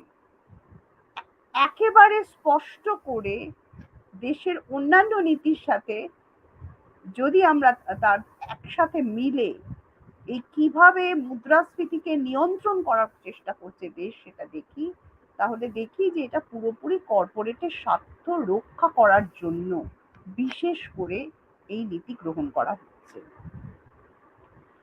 আজকেও রিজার্ভ ব্যাংকের থেকে সেই আবারও একই ধরনের নীতি বারবার বলা হচ্ছে।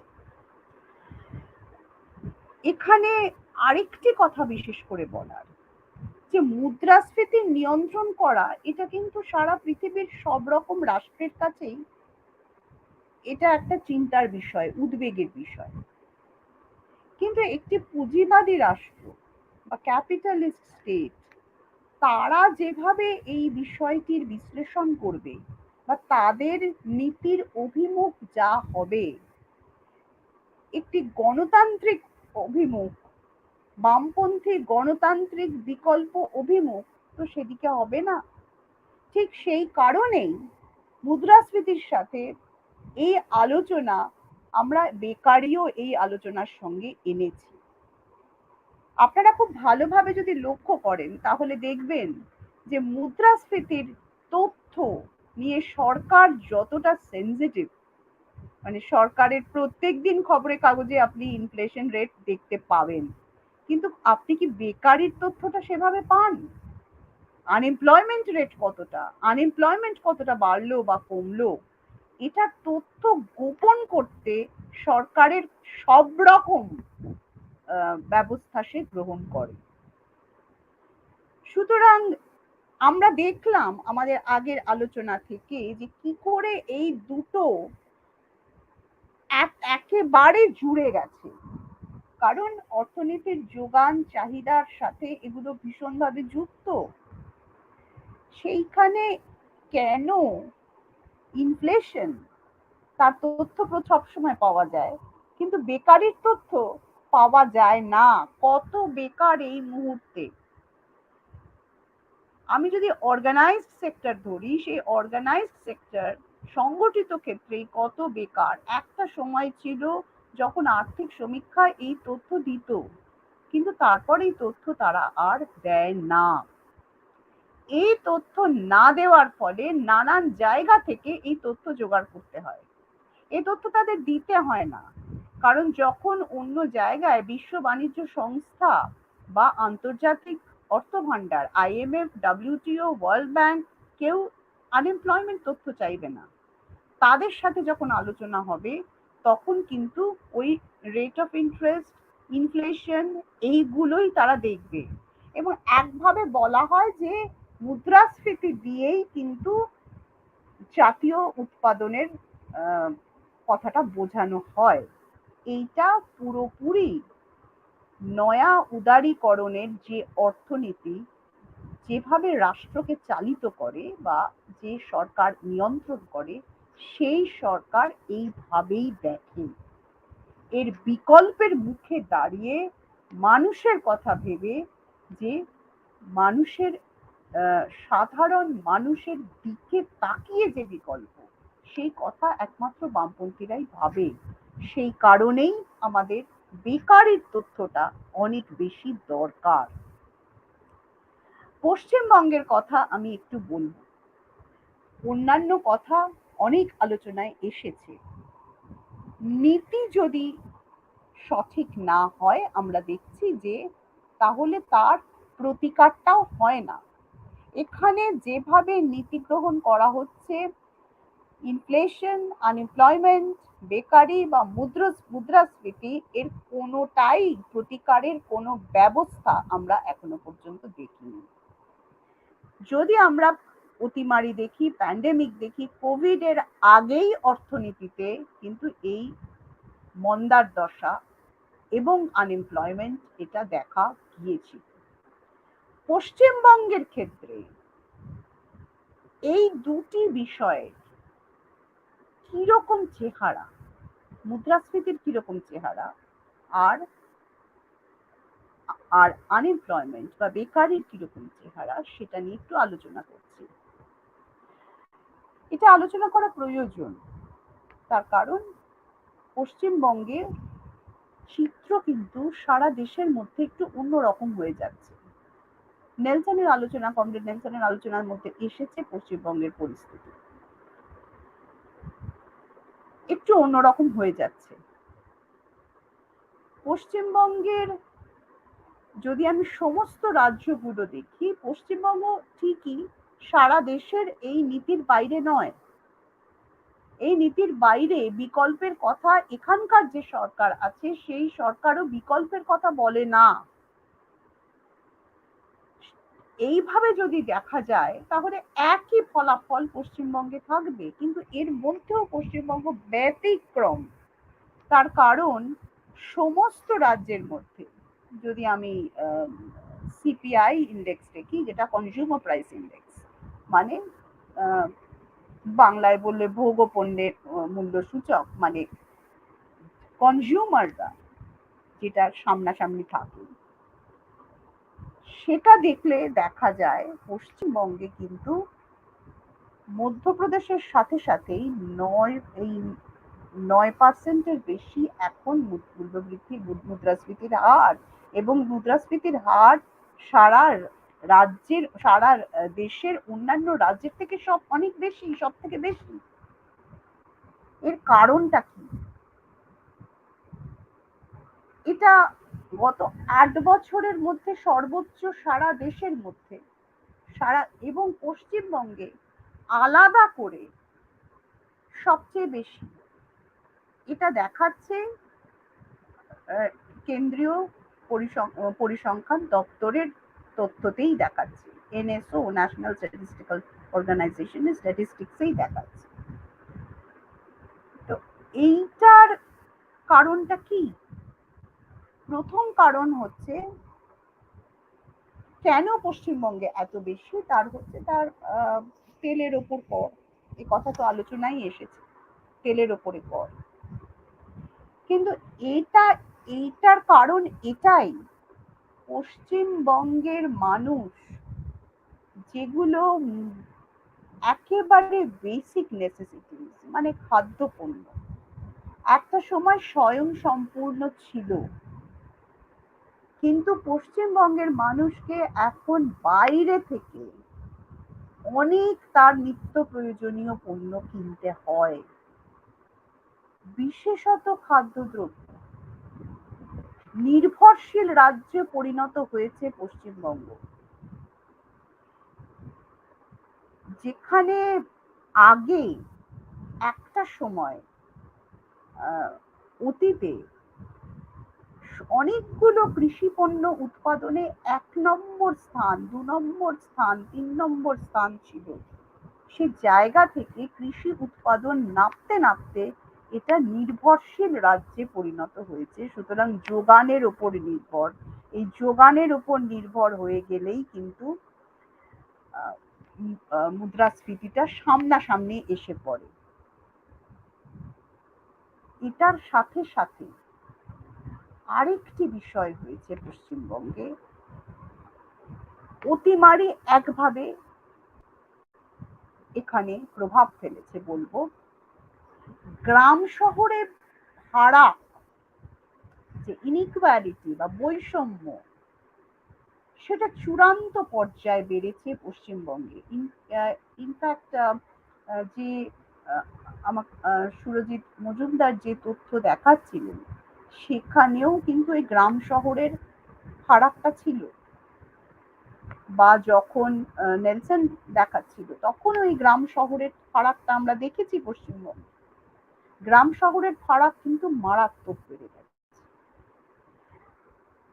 এখানে যদি আমি রোজগারের, অর্থ উপার্জনের উপায় বলি, সে উপায় গ্রামেও থমকে গেছে, শহরেও থমকে গেছে, শহর পশ্চিমবঙ্গেও থমকে গেছে, গ্রাম পশ্চিমবঙ্গেও থমকে গেছে।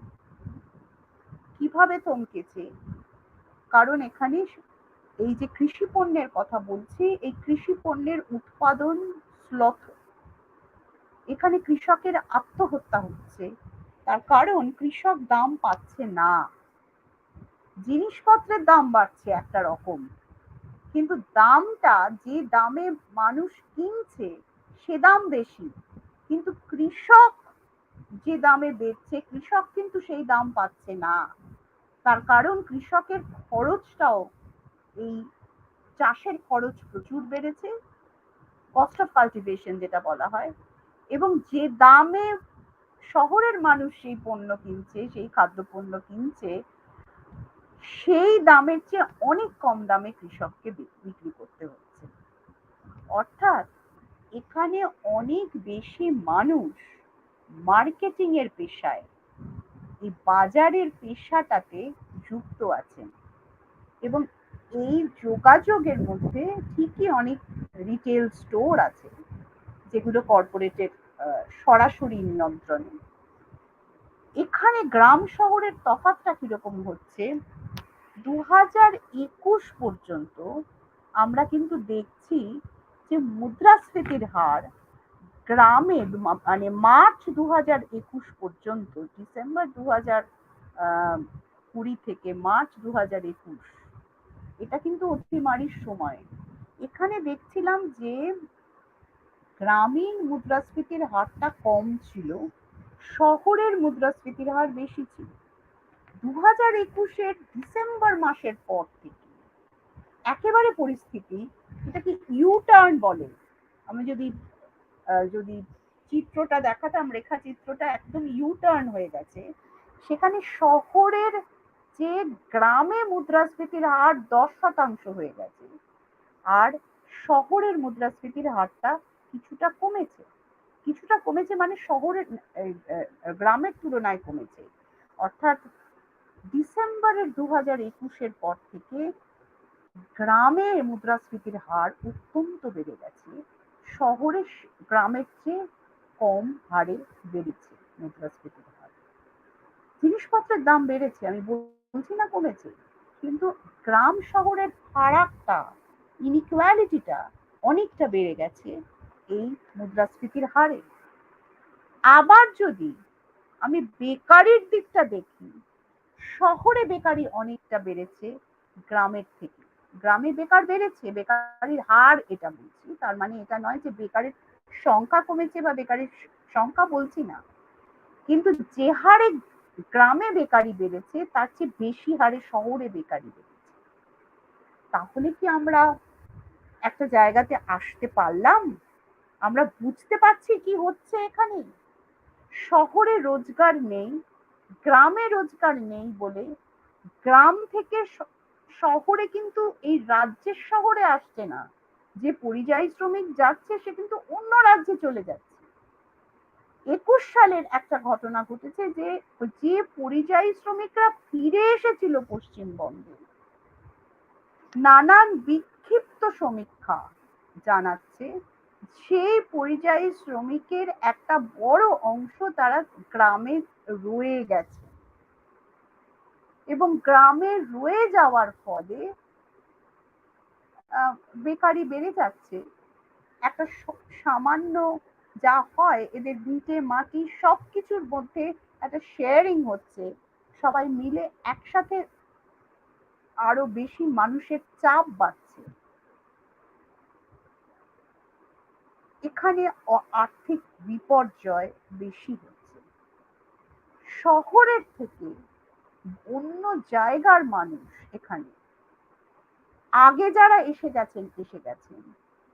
পশ্চিমবঙ্গ এখন পরিযায়ী শ্রমিকদের এটা সোর্স বলে, ডেস্টিনেশন নয়। মানে এখানে কেউ কাজ করতে আসেন না, এখান থেকে লোকে বেরিয়ে যাচ্ছে। 21 সালের যেটা হয়েছে যে যারা ফেরত এসেছিলেন রিভার্স মাইগ্রেশনে, তাদের অনেকে রয়ে গেছেন, এবং এই রয়ে যাওয়ার জন্যই এই চাপ, মাটির ওপর চাপ, এটা কিন্তু পড়ছে। এখানে কখনোই ভাবা হয়নি শহরি রোজগার যোজনার কথা। সরকার যেভাবে এটার মোকাবিলা করার চেষ্টা করছে, সরকার বিভিন্ন স্কিম আনছেন, বিভিন্ন স্কিম, এবং এটা বোঝাই যাচ্ছে যে নতুন চাকরি এখানে হবে না। একটা যদি স্থায়ী চাকরি ছিল এখানে, সেটা ছিল শিক্ষা প্রতিষ্ঠানে, কারণ পশ্চিমবঙ্গে অনেক অনেক শিক্ষা প্রতিষ্ঠান, সরকারি শিক্ষা প্রতিষ্ঠান। তো সেখানে তো এখন সবাই দেখতে পাচ্ছে কিরকম কেলেঙ্কারিতে জড়িয়ে গিয়ে যে নিয়োগগুলো হয়েছে সেগুলো সঠিক নয়। কিন্তু আপনি বলবেন তাতে তো বেকারির হারের উপরে তার কোনো রকম প্রভাব ফেলার কথা নয়, কারণ নিয়োগ তো হয়েছিল, কেলেঙ্কারির সঙ্গে নিয়োগ হলেও নিয়োগ তো হয়েছিল। কিন্তু অনেক জায়গায় দেখা যাচ্ছে সেই নিয়োগপত্রেরও অনেক গাফিলতি ছিল, এবং সেই নিয়োগে তাকে যে সেই নিয়োগটা তথাকথিত ভাবে সে নিয়োগ হয়েছিল কিনা তার, সেটারও সন্দেহ আছে। শূন্য পদ অনেক বেশি, এত বিজ্ঞাপন হয়নি। যতটা এখানকার সরকার বলছেন যে চাকরি হয়েছে, অনেক সময় বলা যায় চাকরি হচ্ছে, ততগুলো পদ কিন্তু বিজ্ঞাপনে দেখা যায় না যদি আমরা সরকারি বিজ্ঞাপন দেখি।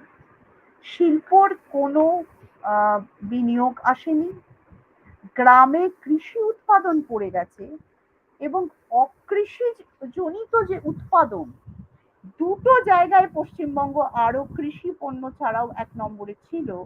সেটা ছিল যে 2011 সেন্সাসে দেখা গিয়েছিল 2000 যে অন্য জায়গায় কর্মসংকোচন হচ্ছে, কর্মহীনতা থাকলেও অত চাকরি হচ্ছে না, কিন্তু অকৃষিজনিত আয়, গ্রামে অকৃষিজনিত যে সেক্টর, নন ফার্ম সেক্টর, এইখানে আয় বাড়ছে। এর একটা জায়গায় বেড়েছিল MSME sector, middle and small and medium enterprises, মানে ক্ষুদ্র এবং মাঝারি গোষ্ঠীর, এটাতে 1 নম্বরে ছিল, এতগুলো এন্টারপ্রাইজ ছিল। এই দুটো পশ্চিমবঙ্গের কৃষির সাথে, এই দুটো জায়গাতে লোকজন নিযুক্ত ছিল, কর্মসংস্থান ছিল।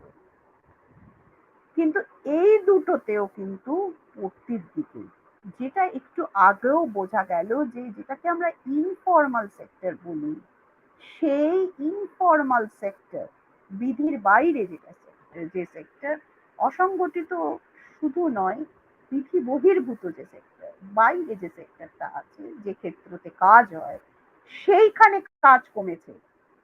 এটা খুব মারাত্মক বিষয়, এটা বেকারির খুব মারাত্মক একটি দিক যে এইখানে কাজ কমেছে।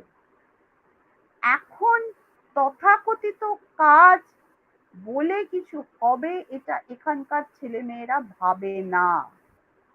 সবাইকে বলা হচ্ছে উদ্যোগী হতে, যখন বড় শিল্প মার খেয়ে গেল, বড় শিল্পপতিরা মার খেয়ে যাচ্ছে, কর্পোরেট নিজেদের আখের গোছাচ্ছে, সেখানে যাদের হাতে কিছু নেই, সেই পিছিয়ে পড়া মানুষ, তারা কি করে উদ্যোগী হবে? এর ফলে যেটা হচ্ছে, এই আমি তার ফলাফলটা বলছি, এই সব থেকে বেশি মুদ্রাস্ফীতির হার পশ্চিমবঙ্গে, গ্রাম শহরের মধ্যে এই তফাৎ, এবং যদি আমি শহুরে বেকারি দেখি সেটা অনেক বেশি গ্রামের বেকারির থেকে। এই যে পরিস্থিতি পশ্চিমবঙ্গে আমরা দেখতে পাচ্ছি, এই পরিস্থিতির ফলে অনেক মানুষ কিন্তু ঋণগ্রস্ত হয়ে পড়ছে। এই ধার যে নিচ্ছে, এই ঋণগ্রস্ত যে হয়ে পড়ছে, এটার ফল ভুগছে সাধারণ মানুষ। সরকার তো কিছু স্কিমমুখী, অনুদানমুখী কিছু প্রকল্প করছে। এই প্রকল্পগুলো সব সময় নয়া উদারীকরণের জমানায় সব রাজ্যে, পৃথিবীর সব দেশে, সর্বত্র থাকে।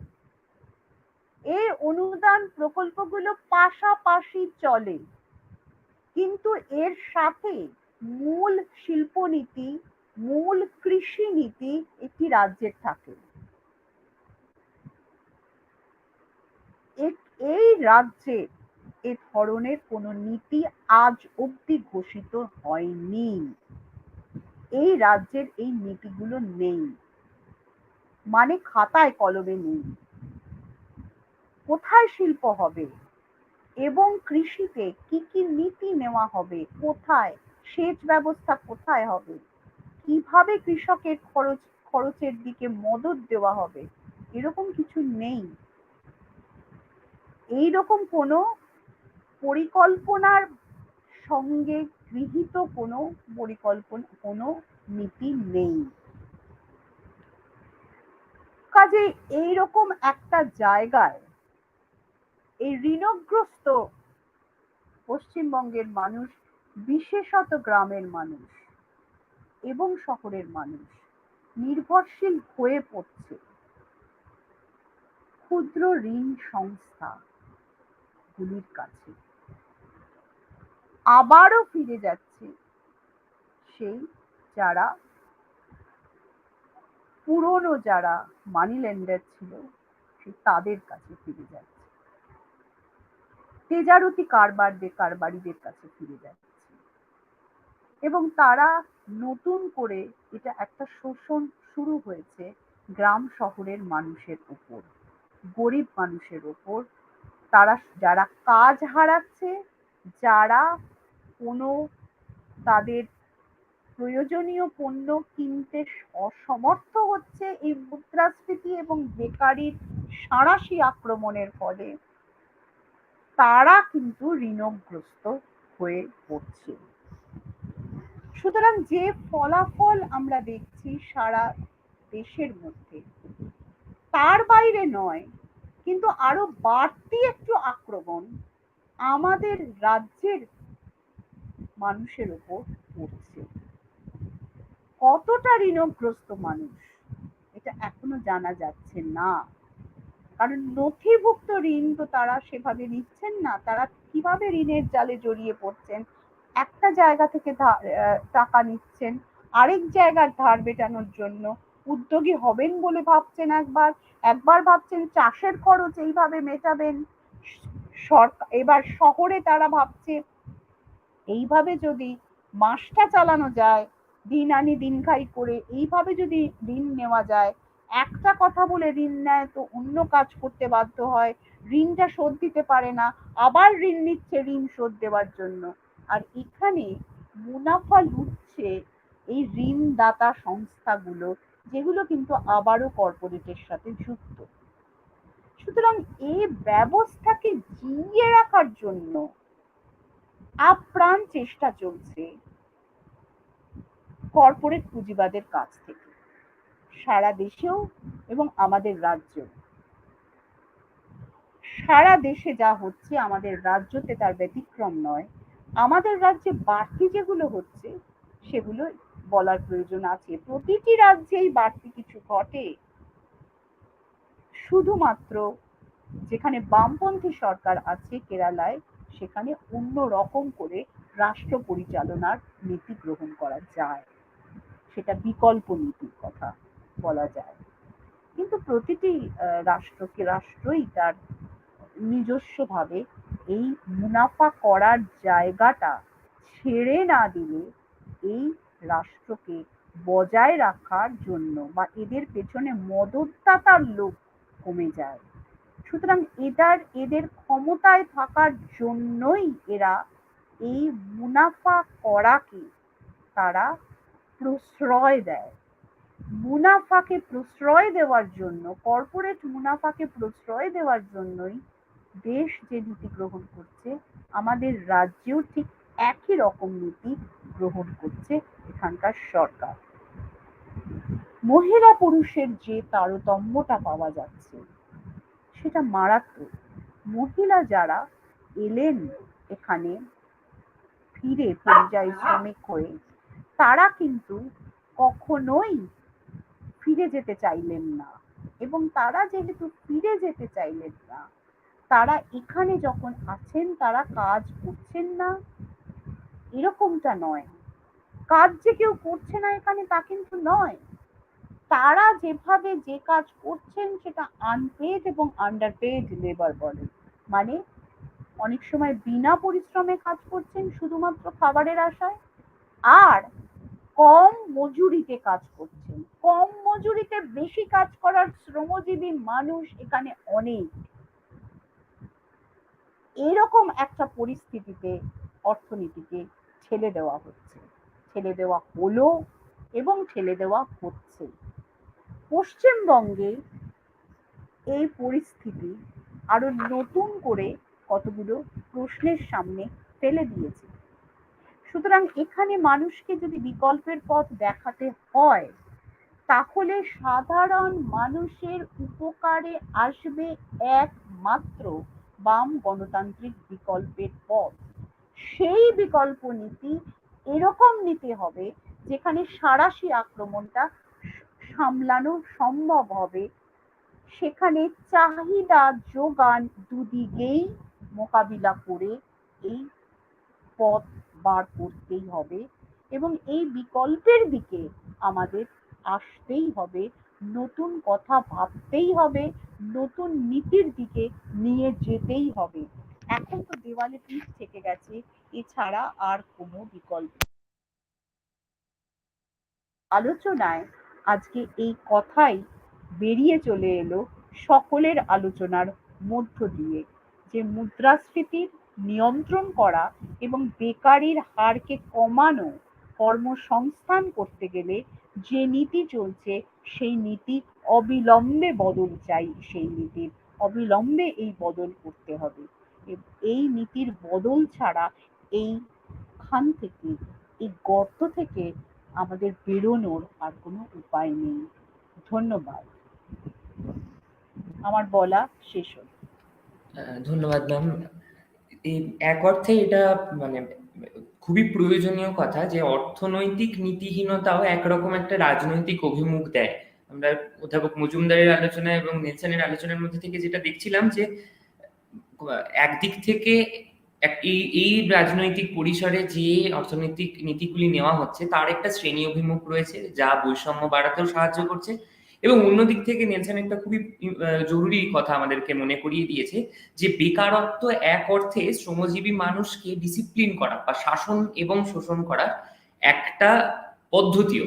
একটা যত বেশি সংখ্যক মানুষ বেকার থাকবে তত যারা উচ্চ কোটির যে অংশগুলি, যে কর্পোরেট পুঁজি এবং বিনিয়োগের পুঁজি, তাদের পক্ষে তাহলে সেই শ্রমজীবী অংশকে শাসনে এবং শোষণে রাখা দুটোই সুবিধার হয়ে যায়। এবং পশ্চিমবঙ্গ সেক্ষেত্রে যে ব্যতিক্রম নয়। অধ্যাপিকা মুখোপাধ্যায় আমাদেরকে সেই কথা বললেন। আমরা আসলেই সময়টা থেকে অনেকটা পেরিয়ে এসেছি, তাই আমরা আজকে প্রশ্ন উত্তরের অংশটা আর রাখতে পারছি না। আমরা প্রায় 2 ঘন্টার দিকে চলে এসেছি। আমি এতক্ষণ যারা Jyoti Basu Centre for Social Study and রিসার্চের এই আলোচনা শুনছিলেন তাদের প্রত্যেককে ধন্যবাদ জানাই আমি, এবং আমাদের ইউটিউব লাইভ এবং ফেসবুক লাইভে যারা এতক্ষণ শুনেছেন তাদের প্রত্যেককে ধন্যবাদ জানাই। ভবিষ্যতে আশা রাখছি আমরা এরকম আরো অনেক অনলাইন ডিসকাশনের চেষ্টা করব। My sincere thanks on behalf of the center to Nelson, Professor Majumdar and Professor Mukherjee, and we hope to organize such events furthermore, and we hope to collaborate with you even further later. Thanks a lot for joining with us today. Thank you. Thank you. Thank you.